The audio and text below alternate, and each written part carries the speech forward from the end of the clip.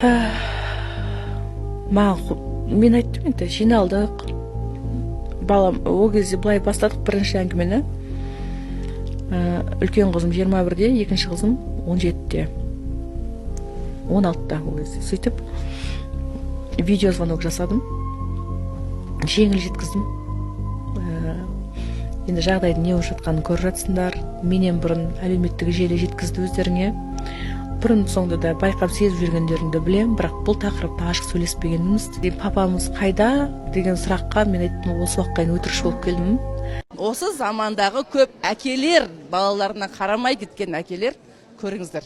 Еркек деген әдемі нәзік жүрегін көрсеткен, балаға деген махаббатын көрсеткен, оны көп еркек көру керек. Осы замандағы көп әкелер, балаларына қарамай кеткен әкелер, көріңіздер. Менің аттасым, менің бірінші жеке концертім Астанада өтетін 7 қараша күні Конгресс-центрде күтеміз. Үлкен шоу жасап жатырмыз сіздерге. Жаңа версиясын түсіреміз ба? Сөйлейікші давай. Мен видео сырғанда келгем.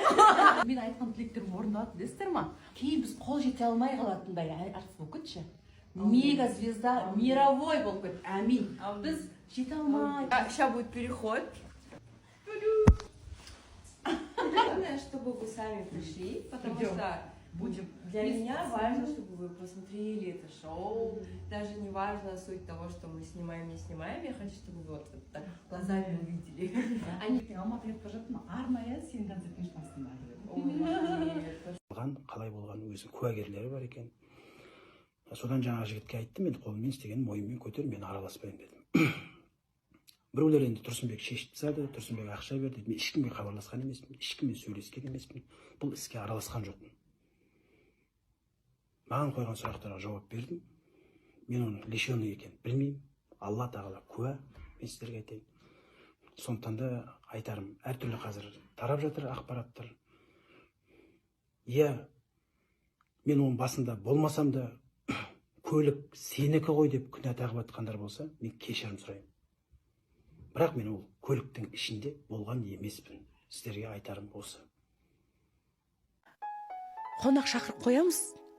Туыстарды болсын, қонақ шақырасың ғой. Тұрсынбек жоқ болып кетеді. Қайтадан қонақтарға өтірік айтуға тура келеді. Тұрсынбекті өте жедел түрде жоғарыдағы адамдар шақыртып алды. Оларда бір үлкен іс-шара екен. Сену үшін осындай өтіріктерге бару керек болды.